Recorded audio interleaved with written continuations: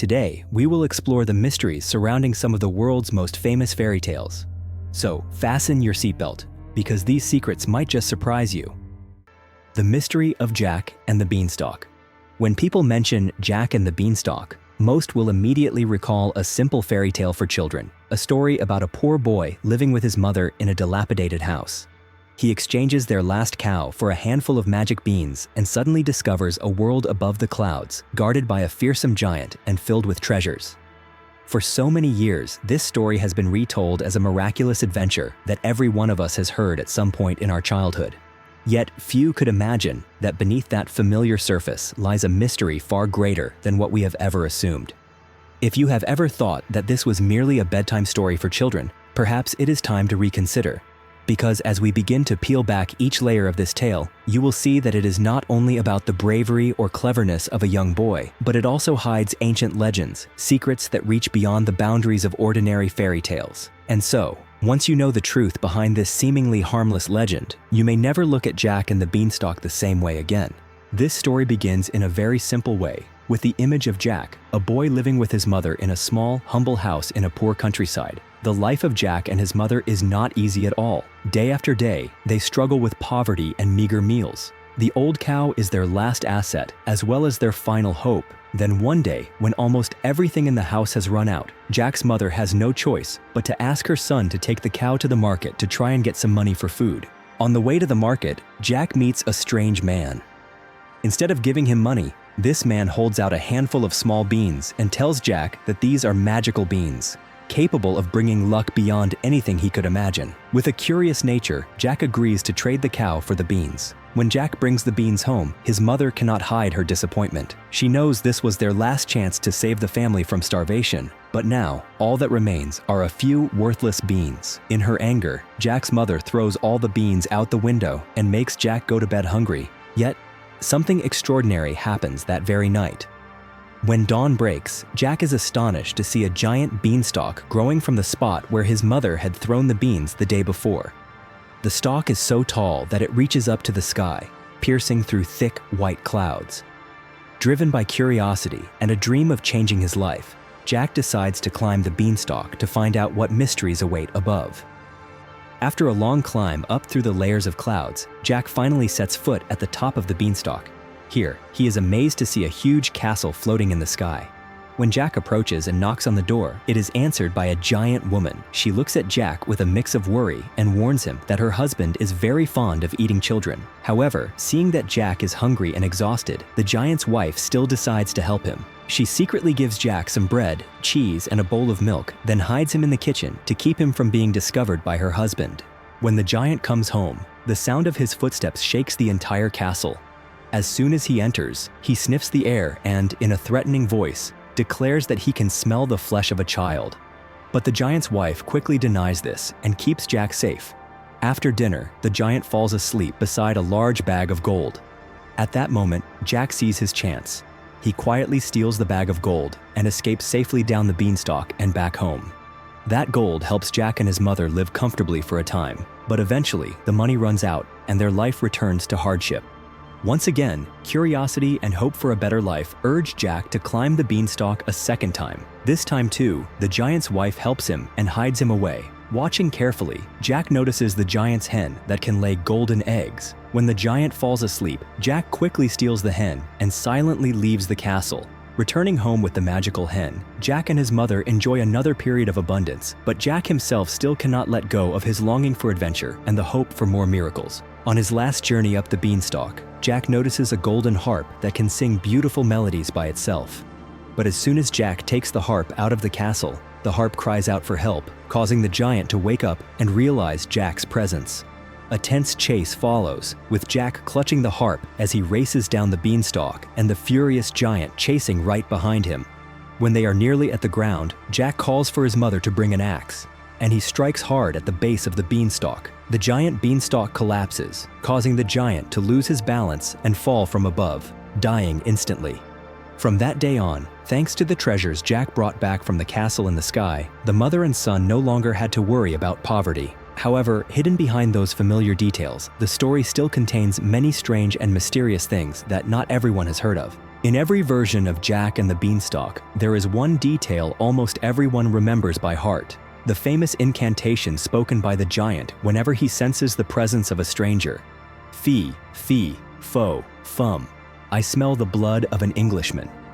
This line sounds both eerie and strange, and in fact, it is not merely a product of imagination, but has existed for a long time in Western culture. People have heard this chant in Shakespeare's play King Lear, written in 1605, but even in Shakespeare's time, this rhyme was called ancient folklore. Some researchers even believe it may have originated from ancient Gaelic as a kind of hunting chant or a song of giants in the oldest legends. When we look more broadly across the world, we see the image of the giant recurring in many different cultures. In the Bible, the giant Goliath became a symbol of brute strength when facing David, an ordinary but brave man. In Greek mythology, the story of Odysseus facing the Cyclops Polyphemus is a classic example of a human encountering giant forces. In Norse mythology, the Jotun are powerful beings who exist parallel to, or even before, the gods of the Vikings. This repetition is not accidental, but reflects something deep in the human subconscious. Some scholars have hypothesized that perhaps giants in legends are not simply monsters or villains. They may be faded memories of ancient races or tribes who once lived on Earth. However, due to harsh living environments and dwindling food supplies, they gradually disappeared.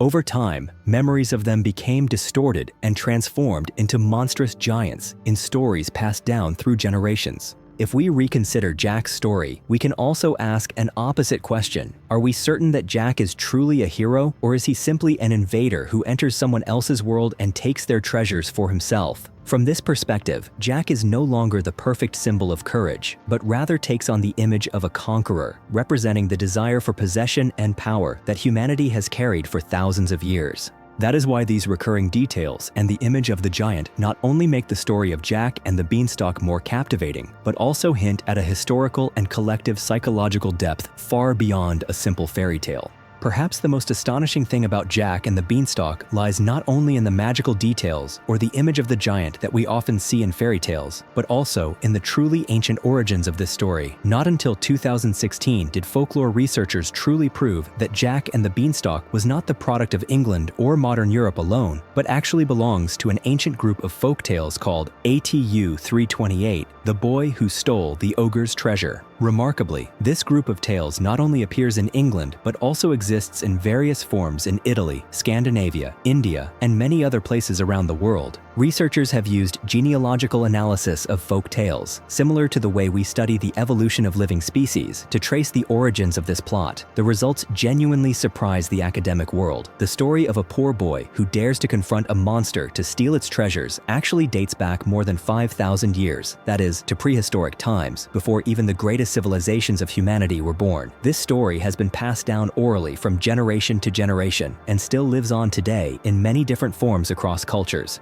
Researchers have even traced the story back to the era of the Proto-Indo-Europeans, an ancient population living on the vast steppes between the Black Sea and the Caspian Sea.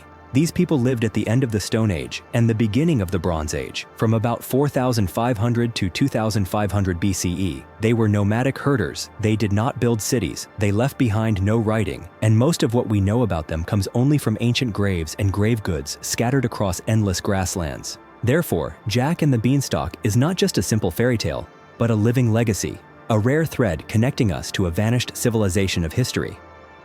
Each time a generation retells this story, even if just to lull a child to sleep, they are in fact preserving a collective memory that has existed for thousands of years.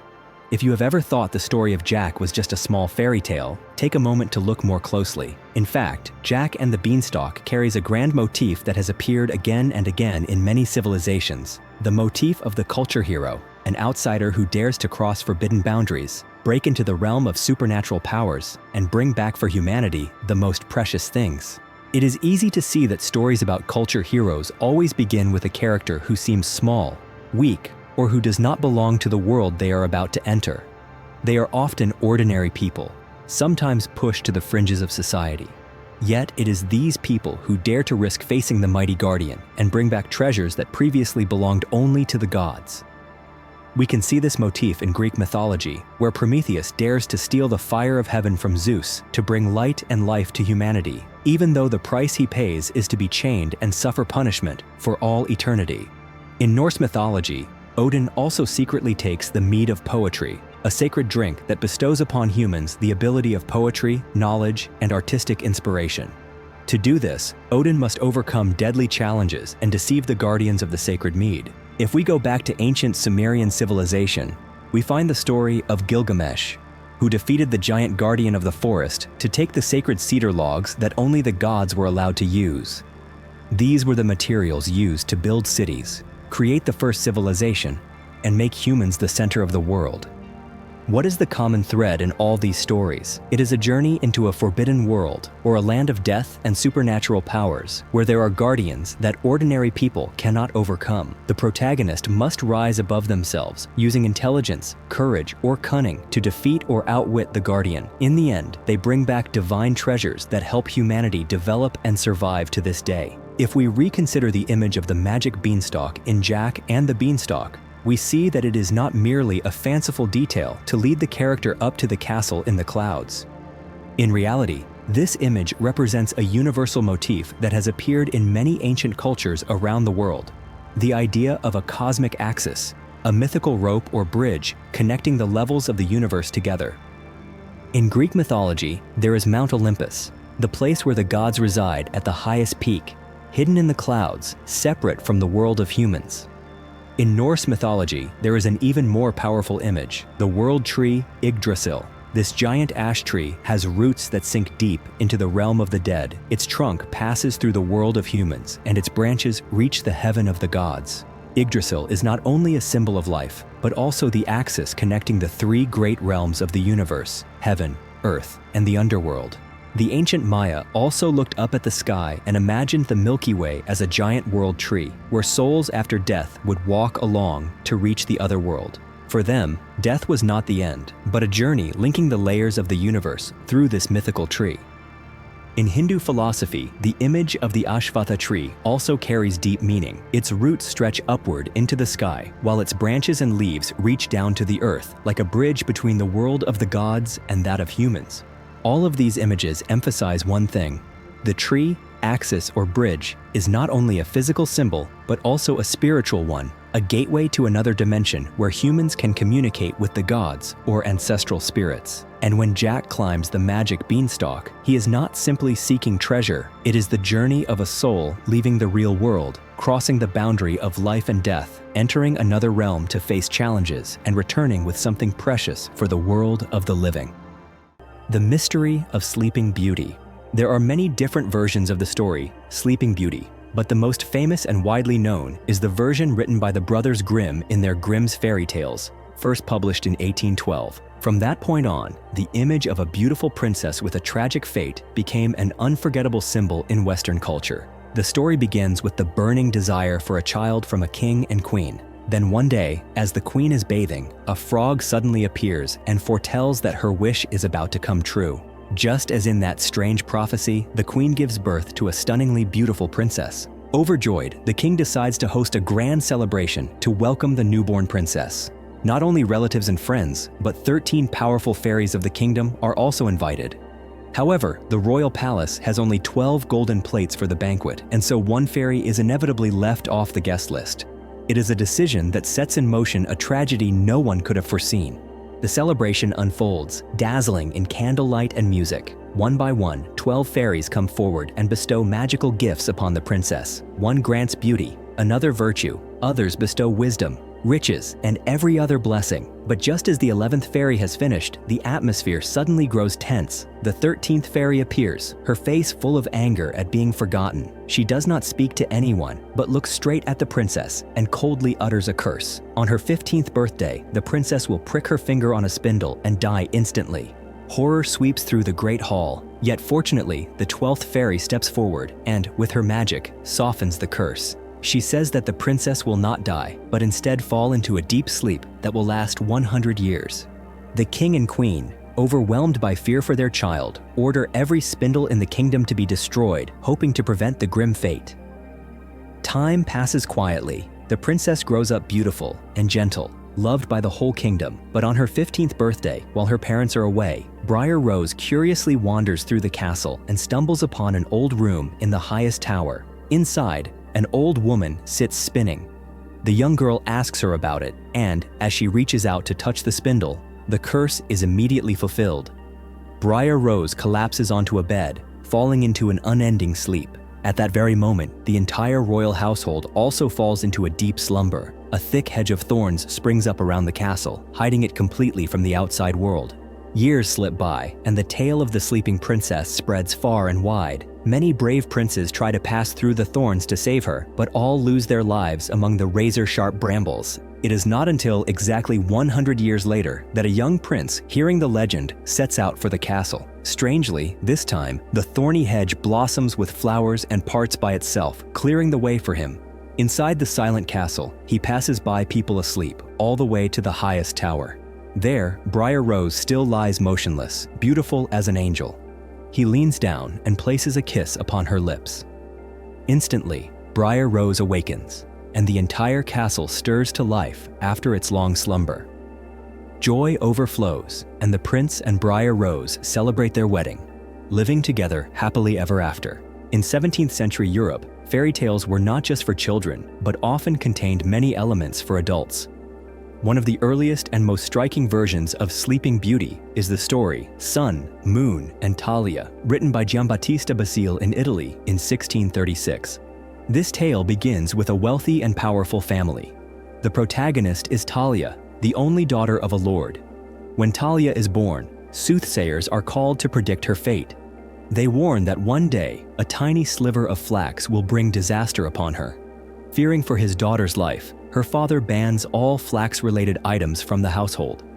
Talia grows up healthy and beautiful. One day, as she curiously explores the castle, she encounters an old woman spinning. Unaware of the danger, Talia is fascinated and reaches out to touch the spinning wheel. In that instant, a splinter of flax pierces her finger. Talia falls down and cannot wake up. Although not dead, she lies in a death-like state from which no one can rouse her. Talia's apparent death devastates her father.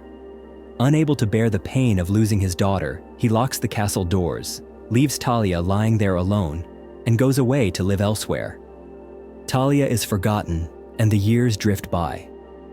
Many years later, a king, while out hunting, stumbles upon the abandoned castle. When he enters, he finds Talia lying motionless. Her appearance captivates the king.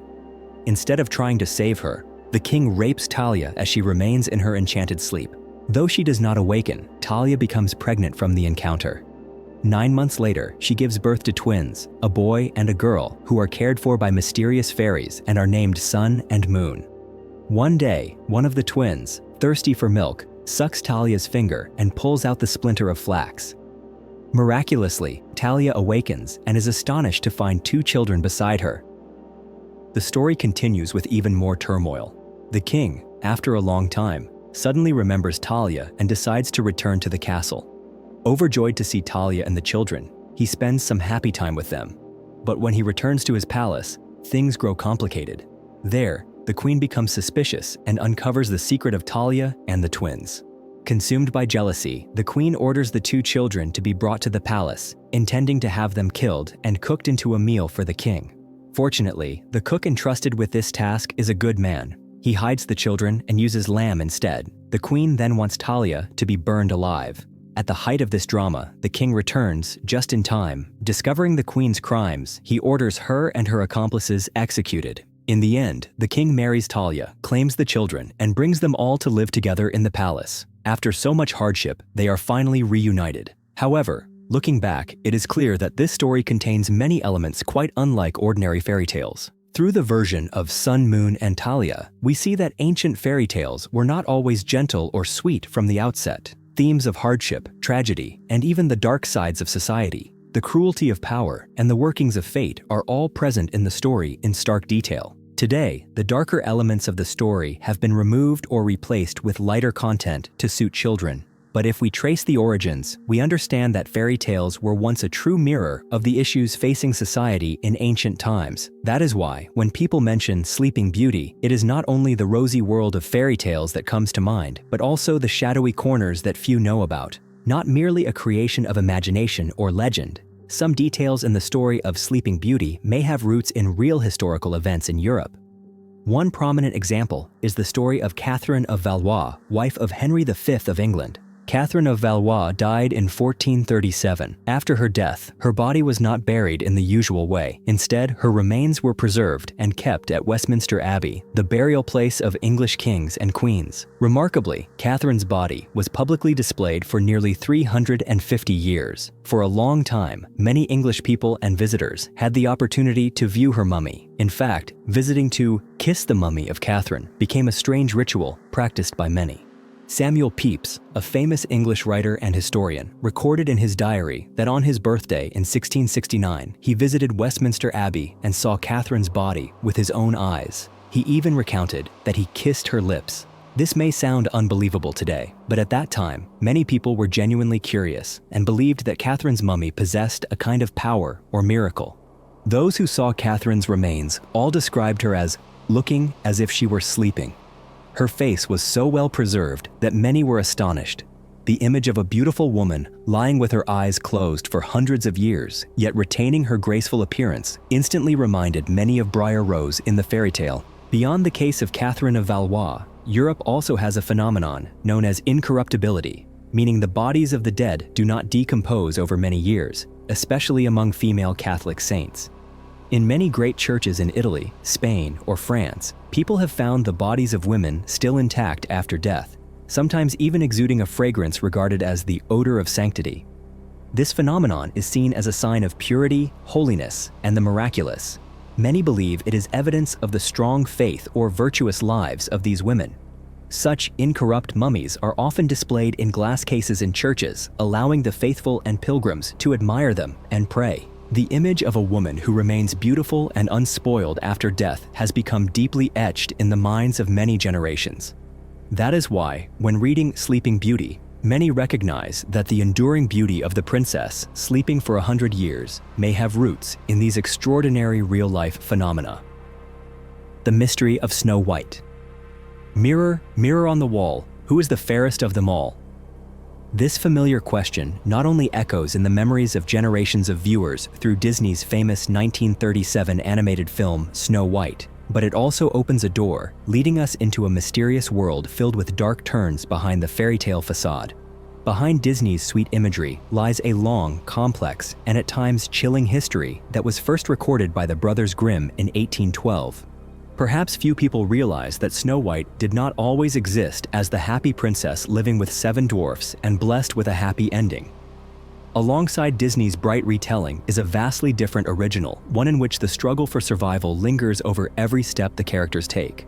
While the familiar image of Snow White from Disney is closely linked to an evil stepmother in the Brothers Grimm's original version, the villain was in fact her own biological mother. She was the woman who once sat by a window on a cold winter's day as snowflakes drifted down and covered the world outside, and in that moment, she wished for a daughter with skin as white as snow, lips as red as blood, and hair as black as ebony. That wish was granted, but it was also the beginning of tragedy. As Snow White grew, her radiant beauty became the source of jealousy within her mother's heart. Day after day, the obsession with beauty and power drove her to consult the magic mirror, always asking who was the most beautiful in the land. And one day, the answer from the mirror became an invisible sentence. The queen is indeed fair, but Snow White is 1,000 times more beautiful. Tormented by this truth, the queen wasted no time in plotting to eliminate her own daughter. She hired a huntsman and ordered him to take Snow White deep into the forest and kill her, then return with her heart and lungs for the queen to eat. In ancient thinking, eating the organs of the young was believed to bring strength and eternal beauty. But the huntsman's compassion spared Snow White's life. He decided to let her go and killed a wild boar instead, taking its heart and lungs back as proof. Alone, Snow White wandered lost through the dark forest until she happened upon the small house of the 7 dwarfs. It was these unusual friends who welcomed her and offered her a safe haven deep in the woods. One might think that danger was behind her, but the queen's hatred only grew. She disguised herself 3 times in order to kill her daughter, each time employing a more devious trick than before. First, a suffocating lace bodice, then a poisoned comb, and finally, a gleaming red apple laced with deadly poison. Each time, Snow White narrowly escaped death, and only thanks to the dwarf's quick thinking did she survive the first 2 attempts. But the third time, after biting into the apple, she collapsed, lifeless. In sorrow, the 7 dwarfs placed Snow White in a glass coffin, unable to bury her because she still looked as beautiful as if she were only asleep. Time passed until one day a prince passing by was captivated by her pure beauty. The prince asked to take the coffin home. On the way, a tired servant accidentally struck Snow White's back, dislodging the piece of poisoned apple from her throat. As if by miracle, she awoke, to the astonishment of everyone. What seemed to be a happy ending closes with a truly cruel punishment for the wicked mother. When she heard that Snow White was alive and about to marry the prince, she attended the wedding. But there she was, forced to wear red-hot iron shoes and dance until she collapsed and died.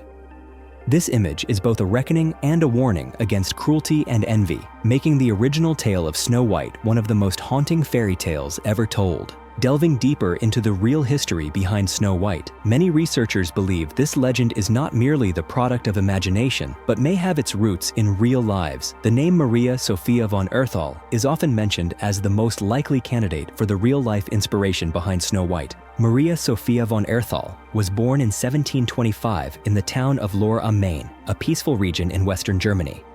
Her family was not only wealthy, but also famed for possessing a large mirror with a lavish red and silver frame, which is still displayed at Lohr Castle, now the city's museum. Uniquely, this mirror was long believed by locals to speak only the truth. Outside Lohr Castle stretches the dense Spessart forest, renowned for its rare medicinal herbs, but also home to the belladonna, or deadly nightshade, a potent poison once used in ancient medicine.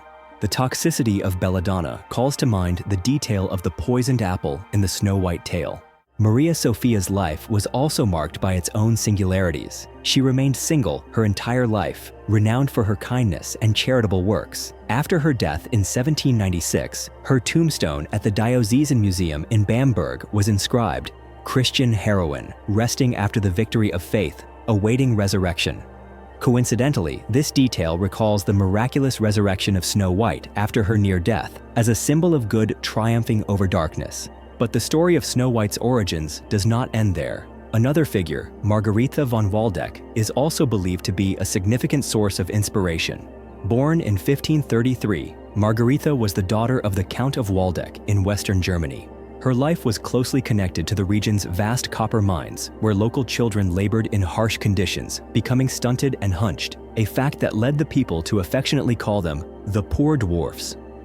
Margaretha's family owned as many as 7 large copper mines, a detail that so readily calls to mind the image of the 7 dwarfs in the fairy tale. Furthermore, her village was once struck by a mass poisoning when a farmer, suspecting children of theft, handed out poisoned apples, resulting in many tragic deaths. Margaretha herself lived a life shadowed by tragedy. She died mysteriously at just 21, and many records suggest she was poisoned due to religious and political intrigue during a time of turmoil in Europe. Today, her grave remains at the Franciscan monastery, a silent witness to the upheavals of the past. Looking back on these 2 real-life stories, it is easy to understand why scholars and storytellers through the generations have endlessly debated the true origins of Snow White. Perhaps legends and the cruelty of history in these regions gradually took on a mythic hue, eventually transforming into one of the most widely retold stories in human history. It is astonishing that the central motifs of the Snow White story are not confined to German culture alone, but have spread and transformed across a multitude of cultures around the world. In every land, elements like beauty envied, the pursuit by a jealous mother, and the magical return from death are retold with unique shades and details, creating a diverse mosaic that still reflects very human anxieties and aspirations. In Ireland, people still tell the tale of Deirdre, a beautiful maiden prophesied to fall in love with a man with black hair, rosy cheeks, and white skin. That prophecy turned her life into a tragedy of flight and sorrow, as jealousy and hatred stirred among the most powerful. Although not identical to Snow White, the similarities in appearance and fate have led many scholars to see Deirdre as one of the oldest inspirations for the fairy tale we know today. In distant Italy, the story The Young Slave from 1634 also contains familiar strange elements. The main character, Lisa, is poisoned by her stepmother with a comb, then locked in 7 crystal coffins. Years go by, but the girl does not die. She simply slumbers until a miracle brings her back to life. In Greek mythology, we find the tale of Chione, a name that means snow.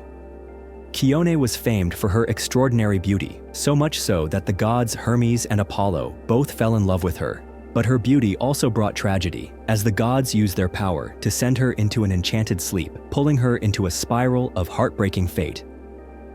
In Scotland, the fairy tale Gold Tree and Silver Tree tells of a queen tormented by a magic salmon's answer that her daughter is the fairest of them all. Consumed by jealousy, the queen plots to kill her own daughter and eat her organs, hoping to possess her beauty and vitality. But in this tale, the king secretly saves his daughter, sending her away to a distant land to escape certain death. Looking back, we can see that stories like Snow White do not stand alone. They are the distillation of centuries of oral tradition, a tapestry woven from fear, hope, and dreams that belong not just to one culture, but to the heritage of all humanity. That is why, wherever you are, tales of beauty, envy, and miraculous returns from death continue to be told and retold, endlessly changing across eras and across every new land.